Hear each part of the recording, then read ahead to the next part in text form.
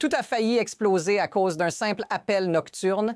À Washington, le pouvoir n'a pas vacillé à cause d'un vote ni d'un scandale public, mais à cause de mots prononcés loin des caméras. À 2h17 du matin, un téléphone sonne. Quelques heures plus tard, le parti le plus discipliné de la politique américaine commence à se fissurer de l'intérieur. Et ce qui est en train de se produire ne concerne pas seulement Donald Trump ou les républicains. Cela vous concerne parce que quand les institutions commencent à dire non au pouvoir, le système entier entre en zone de turbulence. À 7h43, 3 dirigeants républicains entrent dans le bureau de Mitch McConnell pour une réunion censée être routinière. 47 minutes plus tard, ils en ressortent sans faire de déclaration. Aucun sourire, aucun commentaire. 2 heures après, Washington est en ébullition. Selon plusieurs sources internes, il s'agit de la révolte interne la plus grave depuis le Watergate. Et pourtant, à ce moment précis, le public ne sait encore rien de ce qui a été dit dans cette pièce. Voici la contradiction qui change tout. Donald Trump apparaît publiquement plus fort que jamais, omniprésent, combatif, dominateur. Mais en coulisses, ses propres alliés commencent à tirer une conclusion radicale. Il n'est plus contrôlable. Pas difficile, pas imprévisible, ingouvernable. Et ce basculement ne vient ni d'une loi, ni d'une élection, mais d'une phrase enregistrée. Une fuite audio circule discrètement parmi les sénateurs. On y entend Trump dire mot pour mot « I do not need the Senate. These people work for me ». Ce n'est pas une provocation sur scène, ce n'est pas un discours, c'est une déclaration privée. Et c'est précisément pour cela qu'elle frappe comme une alarme. Dans cette pièce, quand l'enregistrement est diffusé, personne ne parle. Le silence est décrit comme suffocant parce que chacun comprend immédiatement ce que cela implique. Ce n'est plus un président en conflit avec le Congrès. C'est un président qui nie l'existence même du Sénat. Et quand cette idée s'installe dans l'esprit de ceux qui tiennent encore l'institution debout, la peur change de camp. Mais voici la partie que presque personne n'ose dire à voix haute. Pendant 8 ans, le système a tenu non pas par loyauté, mais par crainte. Et quand la crainte cesse de fonctionner, il ne reste plus qu'un choix, céder ou résister. Et ce choix vient d'être fait. La question maintenant n'est plus de savoir ce que Trump va exiger. La question est de savoir jusqu'où ses propres alliés sont prêts à aller pour lui dire non. Et c'est là que l'histoire commence vraiment. Pour comprendre pourquoi cette révolte n'est pas un accident, il faut regarder ce qui s'est réellement passé sans tout révéler encore. Officiellement, il s'agit d'un désaccord interne. En réalité, c'est un test de force. Mercredi matin, avant même que Washington ne se réveille, Donald Trump contacte le chef de la majorité au Sénat. L'heure est précise, 2h17.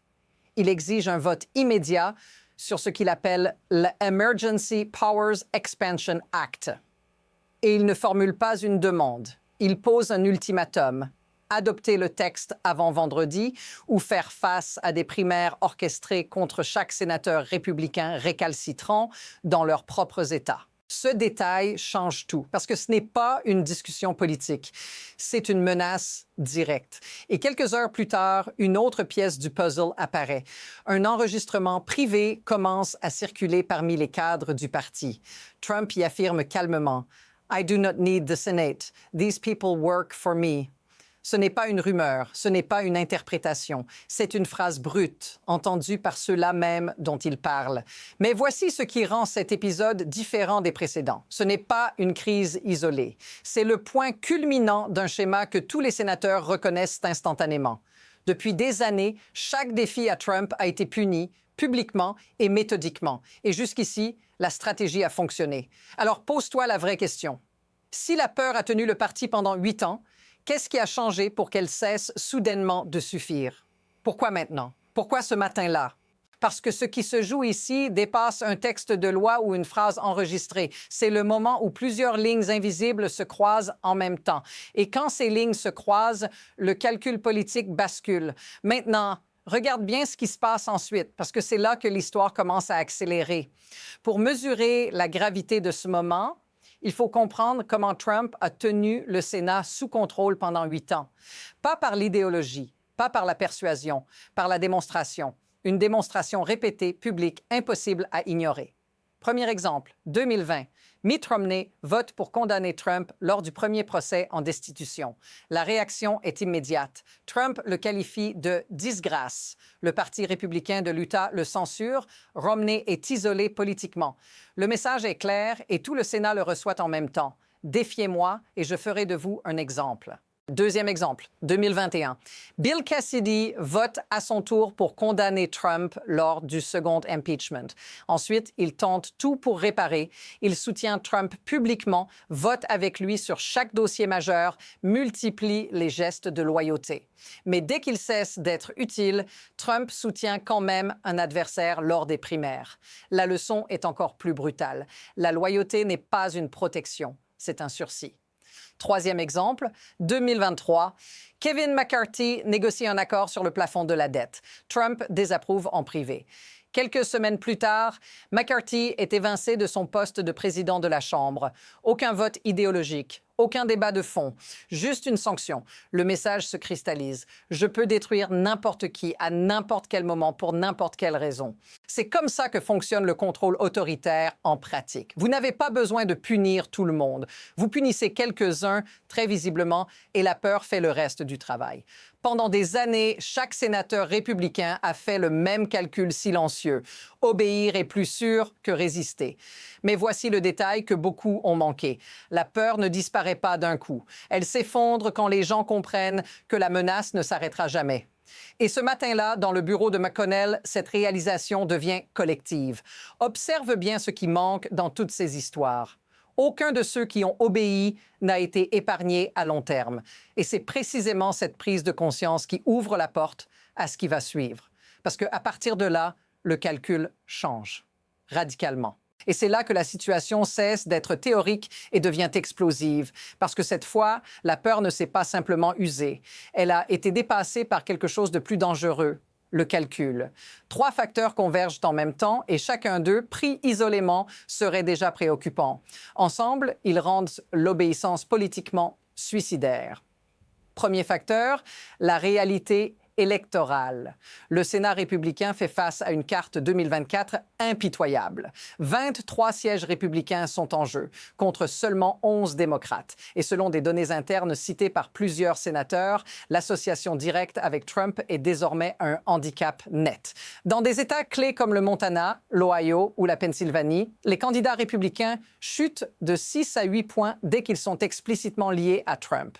Un sénateur le résume en une phrase glaçante. « Je peux défendre le conservatisme, je ne peux pas défendre le chaos. » Deuxième facteur, et celui-ci inquiète profondément les cercles de pouvoir, la crise du Groenland. Ce n'est pas perçu comme une simple provocation. Des alliés de l'OTAN sont alarmés. L'establishment militaire est en colère. Un amiral 4 étoiles à la retraite déclare publiquement « Ce n'est pas une stratégie, c'est de l'instabilité ». Et au sein de la Commission des Forces armées du Sénat, la réaction est sans appel. Menacer un territoire allié, ce n'est pas négocier. C'est fissurer l'ordre international. Mais voici où la tension monte encore d'un cran. Troisième facteur, les murs juridiques se rapprochent. Plusieurs procédures pénales s'accélèrent. La Cour suprême refuse des mesures d'urgence. Des dates de procès se figent. Et selon un avocat républicain de haut rang, la phrase qui circule en privé est celle-ci. « Nous sommes en train de nommer quelqu'un qui pourrait être en détention fédérale en novembre. » À ce stade, défendre Trump n'est plus inconfortable. C'est dangereux. C'est ce mélange précis, vulnérabilité électorale, imprudence internationale, exposition pénale, qui transforme la peur en risque existentiel. Et quand ce seuil est franchi, l'histoire montre que les systèmes ne se contentent plus d'encaisser. Ils réagissent. Maintenant, regarde comment cette réaction prend forme derrière des portes closes. Parce que ce qui s'est dit ensuite dans le bureau de McConnell va redéfinir l'équilibre du pouvoir. Selon 2 sources directement briefées sur la réunion, ce qui se passe ensuite dans le bureau de Mitch McConnell marque un point de non-retour. Les participants sont précis et leur présence dit déjà tout. McConnell lui-même. John Thune, le numéro 2, connu pour son pragmatisme. John Barrasso, président de la conférence, loyal mais sous pression. Et John Cornyn, sénateur du Texas, incarnation du calcul électoral brut. 4 profils différents, une même inquiétude. McConnell commence sans préambule. Il lance l'enregistrement. 3 minutes. La voix de Trump remplit la pièce. I do not need the Senate. These people work for me. Il repasse l'audio 2 fois. Personne ne parle. D'après un témoin, le silence devient presque physique parce que chacun comprend que ce qu'il entend n'est pas une colère passagère. C'est une vision du pouvoir. Un président qui ne négocie plus avec le Sénat, mais qui le nie. C'est John Thune qui rompt le silence. Sa phrase est nette. Nous ne pouvons pas défendre ça. Ni le Groenland, ni la demande de pouvoir d'urgence, ni les menaces de primaire contre nos propres membres. Nous ne pouvons pas aller à la télévision expliquer ça à des électeurs déjà épuisés. Ce n'est pas une posture morale, c'est un constat politique. John Barrasso répond et sa voix trahit le conflit intérieur. Si nous l'attaquons publiquement, il nous détruit individuellement. Nous avons vu ce film. Romney, Cassidy, Cheney, tous ceux qui ont résisté sont finis. En quoi est-ce différent? C'est la question centrale. Et c'est là que McConnell se penche en avant. Sa réponse est glaciale. C'est différent parce qu'il va nous détruire de toute façon. La seule question, c'est si nous tombons en le défendant ou en défendant l'institution. Si nous ne traçons pas une ligne maintenant, il n'y aura bientôt plus d'institutions à défendre. À ce moment précis, le cadre change.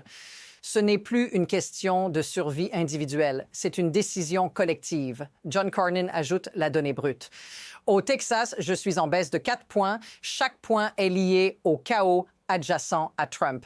Mes électeurs veulent de la stabilité, pas un sénateur obligé d'expliquer pourquoi le président menace d'envahir le Groenland. Et là, quelque chose se fige, parce que pour la première fois, les mots et les chiffres racontent la même histoire. McConnell ne propose pas un geste symbolique. Il propose une structure, une lettre commune à la Maison-Blanche, refus clair de voter l'extension des pouvoirs d'urgence, suspension du soutien de la direction tant que la rhétorique étrangère ne se calme pas. Et surtout, une menace crédible. Si Trump lance des primaires contre des sénateurs en place, la direction utilisera toute la puissance financière du comité sénatorial pour défendre les sortants. Il regarde chacun des hommes autour de la table. « J'ai besoin de savoir maintenant. Êtes-vous avec moi? » Thune dit oui. Cornyn dit oui. Barrasso se tait. 30 secondes. Le silence le plus long de la réunion. Puis il lâche « Tu me demandes un suicide politique. » McConnell répond sans hausser la voix « Je te demande de faire ton travail. » Barrasso dit oui. 4 hommes, 4 voix. Et à cet instant précis, l'architecture qui tenait le Parti républicain depuis 8 ans commence à se fissurer. Ce qui suit va aller beaucoup plus vite que prévu. Et certaines alliances, dans les heures qui viennent, vont surprendre tout le monde. À partir de là, tout s'accélère. Plus de débats internes interminables, plus de signaux ambigus. La machine se met en mouvement et la vitesse devient un facteur de pression en soi. À 9h15, Mitch McConnell décroche son téléphone. Il appelle personnellement 15 sénateurs républicains seniors. Pas de discours, pas d'enrobage. Un message unique, répété mot pour mot. On y va. Est-ce que tu es avec nous? Les réponses tombent vite. 3 engagements immédiats.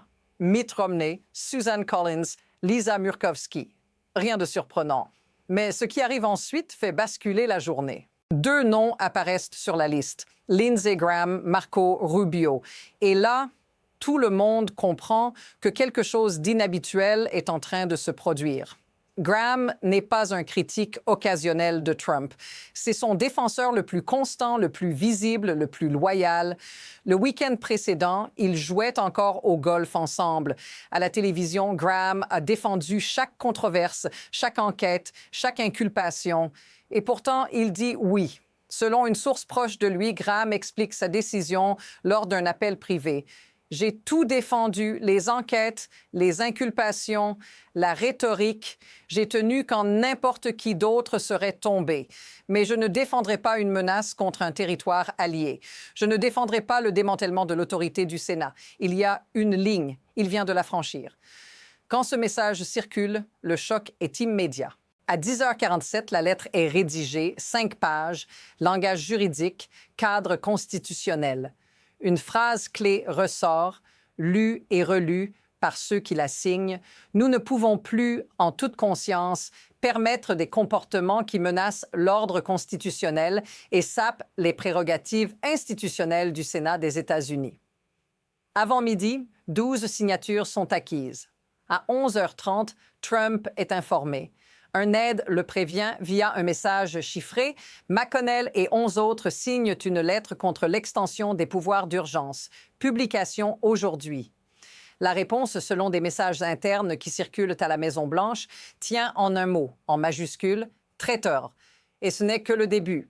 À 12h15, Trump appelle Lindsey Graham. L'appel dure moins de 2 minutes. « Tu es mort pour moi ». Graham répond simplement « Alors, je suis mort ». Fin de l'appel. Trump appelle Marco Rubio. « Je t'ai fait, je te détruirai ». La réponse est calme. « Tu es en train de te détruire toi-même. Fais ce que tu as à faire ». 3 appels à McConnell suivent. Aucun ne reçoit de réponse. À 13h40, la fracture devient visible. Les républicains de la Chambre publient un communiqué de soutien total au président. Le Sénat, lui, se tait. Ce silence est assourdissant. Les journalistes le remarquent immédiatement. À 14h, tous les grands médias titrent sur un fait inédit. La direction républicaine du Sénat refuse de soutenir la demande de pouvoir d'urgence de Trump. À 15h, la lettre fuite, intentionnellement. Le Washington Post reçoit une copie. Politico confirme les signatures en quelques minutes. À 15h15, le texte intégral est partout. À cet instant précis, plus personne ne peut parler de désaccords privés. C'est une révolte ouverte. Et pourtant, ce que presque personne ne voit encore, c'est que pendant que Trump fulmine en public, une autre chose se prépare en coulisses. Quelque chose de bien plus structuré, bien plus dangereux pour lui. La vraie question maintenant est simple. Que se passe-t-il si Trump ne recule pas? 20 minutes après la publication de la lettre, un détail fuit à son tour. Et ce détail change l'échelle du conflit. Selon un stratège républicain senior qui a vu les documents internes, la direction du Sénat a déjà préparé un plan de contingence en 3 étapes. Pas une réaction improvisée, une anticipation. Comme si l'escalade était non seulement attendue, mais intégrée. Première étape. Si Trump attaque publiquement, 5 sénateurs supplémentaires publient immédiatement des déclarations de soutien à la lettre. La direction tient une conférence de presse. Le message est calibré. Respect de la présidence, loyauté à la Constitution. Les évaluations internes donnent à ce scénario 80% de probabilité. Autrement dit, ils s'y attendent presque. Deuxième étape. Si Trump lance des primaires contre des sénateurs en poste, la direction sort l'arme lourde. 50 millions de dollars mobilisés pour défendre les sortants. Le comité sénatorial national refuse tout financement aux challengers. Les grands donateurs sont activés. Le récit devient collectif. Le Sénat fait bloc. Probabilité estimée à 60%. Là encore, ce n'est pas hypothétique, c'est prêt. Mais voici la troisième étape, celle qu'ils espèrent ne jamais déclencher. Si Trump continue l'escalade, le Sénat avance vers une résolution formelle limitant les pouvoirs d'urgence de l'exécutif. Cela nécessiterait une coalition bipartisane. Cela pourrait inclure une censure. La probabilité interne est évaluée à 30%. Et un sénateur impliqué dans la rédaction du plan résume la posture en une phrase. « Nous avons simulé tous les scénarios. S'il veut se battre, nous sommes prêts. Cette fois, nous ne reculerons pas. » Pendant ce temps, Trump fait exactement ce que beaucoup redoutaient. Mercredi soir, à 16h30, son compte Truth Social explose. 27 messages en 90 minutes, tout en majuscules. Rhinos, traitors, primary them all. La colère est visible, désordonnée et surtout publique. À 17h15, la première riposte tombe. Un challenger aligné MAGA dépose officiellement sa candidature en Caroline du Sud. La cible est claire, Lindsey Graham. À la sortie du Sénat, des journalistes l'interrogent. Sa réponse tient en 4 mots. « Bring it on ». À cet instant, la menace qui paralysait tout le monde depuis des années cesse d'être abstraite. À 18h40, même les médias conservateurs se fissurent en direct. Sean Hannity défend Trump sans réserve. Laura Ingraham exprime de sérieuses inquiétudes sur la rhétorique liée au Groenland. Tucker Carlson lâche une phrase lourde de sens. Les républicains montrent enfin une colonne vertébrale. Pour la première fois depuis longtemps, l'écosystème médiatique ne parle plus d'une seule voix. Puis l'argent entre dans la pièce. À 20h, 3 grands donateurs républicains publient une déclaration commune. Nous soutenons la gouvernance constitutionnelle et la stabilité institutionnelle. Ce langage est codé, le message est limpide. Ils choisissent le Sénat, pas Trump. À 21h30, le compteur grimpe. 17 sénateurs républicains sont désormais publiquement alignés avec la lettre. 5 autres ont donné leur accord en privé. Et tout Washington fixe le même chiffre, 18. 18 sénateurs républicains, plus tous les démocrates, suffiraient à bloquer toute extension des pouvoirs d'urgence. 18 signifie que Trump perd. Et pendant qu'il rage en public, un autre signal beaucoup plus discret commence à circuler dans les couloirs. La nuit porte conseil, dit-on. Mais ce qui fuit à l'aube va rendre cette crise impossible à refermer. À l'aube suivante, alors que Trump continue de publier frénétiquement, un document discret atterrit sur le bureau des rédactions. À 6 heures du matin, Politico publie des chiffres issus de sondages internes républicains. Et ils sont dévastateurs. Dans les États charnières, un candidat républicain générique est à plus 2 points. Le même candidat, avec un soutien explicite de Trump, chute à moins 4. Un basculement de 6 points. 6 points, c'est la différence entre garder le Sénat et le perdre entièrement. Cette donnée circule comme une onde de choc dans les bureaux des sénateurs. Elle ne laisse aucune place à l'idéologie. C'est de l'arithmétique politique brute. Mais voici la partie que personne n'attendait. À 7h30, 3 bureaux du Sénat confirment indépendamment qu'une lettre interne circule parmi les équipes. 42 collaborateurs républicains du Sénat l'ont signée, des chefs de cabinet, des rédacteurs de discours, des conseillers presse. Le texte est court mais explosif. Nous ne pouvons plus, en toute conscience, continuer à défendre l'indéfendable. Et la menace est claire. Si leurs sénateurs reculent, des démissions massives suivront. C'est sans précédent. Quand ceux qui écrivent les communiqués refusent de les écrire, la machine politique s'arrête net. À 8h15, le monde des affaires entre officiellement dans la bataille. La Chambre de commerce des États-Unis publie une déclaration solennelle. La stabilité constitutionnelle est essentielle à la croissance économique et à la confiance des investisseurs. Une heure plus tard, l'Association nationale des industriels reprend quasiment les mêmes termes. À Washington, tout le monde comprend la traduction. Le chaos a un coût et le financement est conditionnel. Puis la pression devient internationale. À 9 heures, le bureau du premier ministre britannique diffuse un communiqué diplomatique exprimant son inquiétude face à la rhétorique concernant l'intégrité territoriale de nations alliées. L'Allemagne suit, puis la France. Le secrétaire général de l'OTAN intervient à son tour. Les engagements de l'article 5 sont sacrés et non négociables. Des alliés historiques viennent de recadrer publiquement un président américain. Et les sénateurs républicains lisent ces lignes en comprenant que la crise n'est plus seulement intérieure. Regarde le tableau d'ensemble. Trump est désormais sous pression de ses propres sénateurs, de leurs équipes, des donateurs, des médias et des alliés étrangers. Ce n'est pas un front, c'est un encerclement. Et dans ce type de situation, il n'existe que 2 options possibles, reculer ou escalader. La question n'est plus de savoir s'il va répondre, la question est comment. Et la réponse arrive plus vite que prévu. Jeudi à 10 heures, Trump choisit l'escalade. Il annonce un rassemblement d'urgence. Le lieu n'est pas neutre. La Caroline du Sud, l'État de Lindsey Graham, la date non plus. Samedi. Le message est limpide, même sans le dire, les vrais républicains contre les traîtres. Ce n'est plus une pression discrète. C'est une déclaration de guerre publique contre son propre camp. À 11h30, à la Maison-Blanche, Trump réunit ses alliés les plus fidèles à la Chambre. Marjorie Taylor Greene, Matt Gaetz, Lauren Boebert, le président du Freedom Caucus. Selon une source présente, l'objectif est clair. Lancer une campagne de pression maximale contre les sénateurs républicains, médias, réseaux, manifestations, tout en même temps. À 12h45, le ton monte encore. Trump publie sur Truth Social « Les 17 traîtres paieront ». Il appelle explicitement à des manifestations devant les bureaux de sénateurs. Immédiatement, les services fédéraux élèvent le niveau d'alerte. La police du Capitole renforce la sécurité. Ce n'est plus de la politique théorique, c'est une question d'ordre public. Et c'est ici que McConnell répond, mais pas comme Trump s'y attend. Son porte-parole publie une déclaration brève. Les menaces et l'intimidation ne nous détourneront pas de nos responsabilités constitutionnelles. Le Sénat ne travaille pour aucun individu. Nous servons le peuple américain et la Constitution. Calme, institutionnel, sans insulte. Mais le plus important ne se voit pas. Selon 3 sources concordantes, McConnell contacte discrètement 5 sénateurs démocrates. Pas Chuck Schumer, des modérés, Joe Manchin, Kirsten Sinema, John Tester, Sherrod Brown, Bob Casey. Le message est direct. Si nous avançons sur une limitation des pouvoirs d'urgence, nous soutiendrez-vous?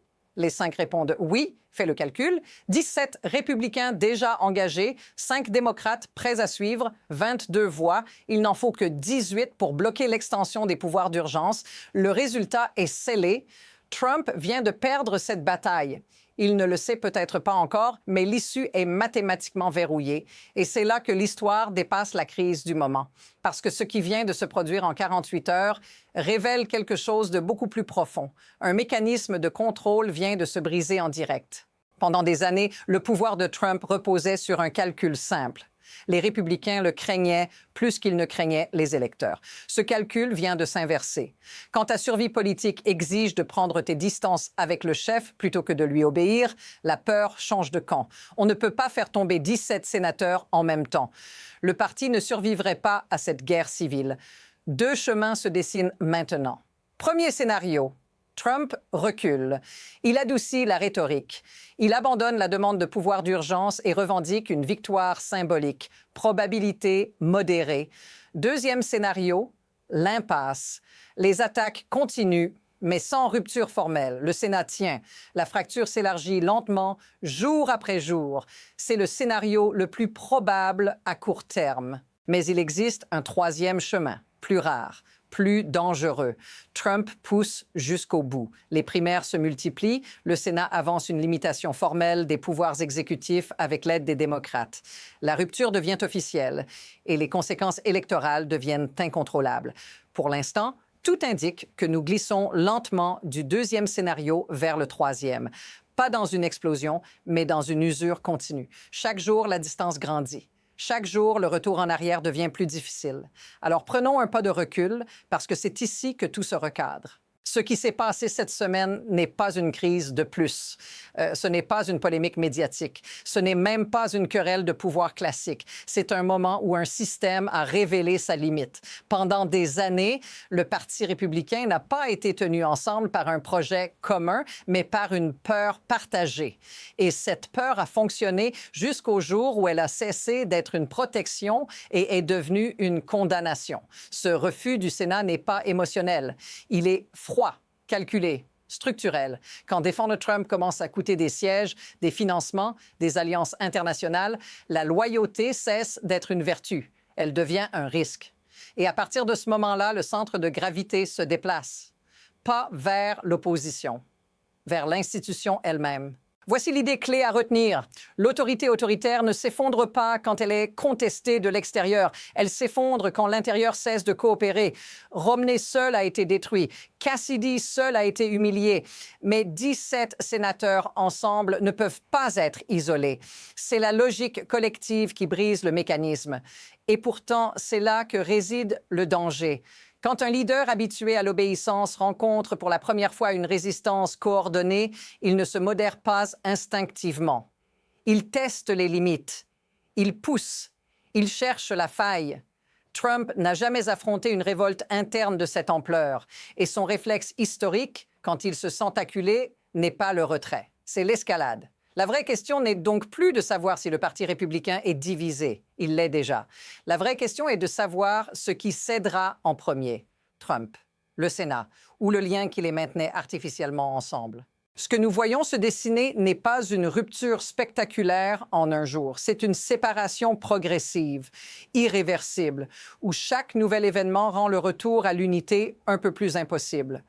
Et quand ce point est dépassé, l'histoire montre que les systèmes politiques ne se réparent pas. Ils se transforment. Ce qui arrive ensuite ne se jouera pas seulement dans des discours ou des tweets, mais dans des décisions silencieuses, des alliances discrètes et des votes que peu de gens regardent encore. C'est là que tout se décide vraiment. Si tu veux comprendre la suite avant tout le monde, si tu veux suivre comment cette fracture évolue, s'élargit ou explose, abonne-toi et active les notifications. Les prochains jours ne diront pas seulement qui contrôle le Parti républicain. Ils diront jusqu'où un système peut résister quand la peur cesse de fonctionner. Et ce n'est que le début.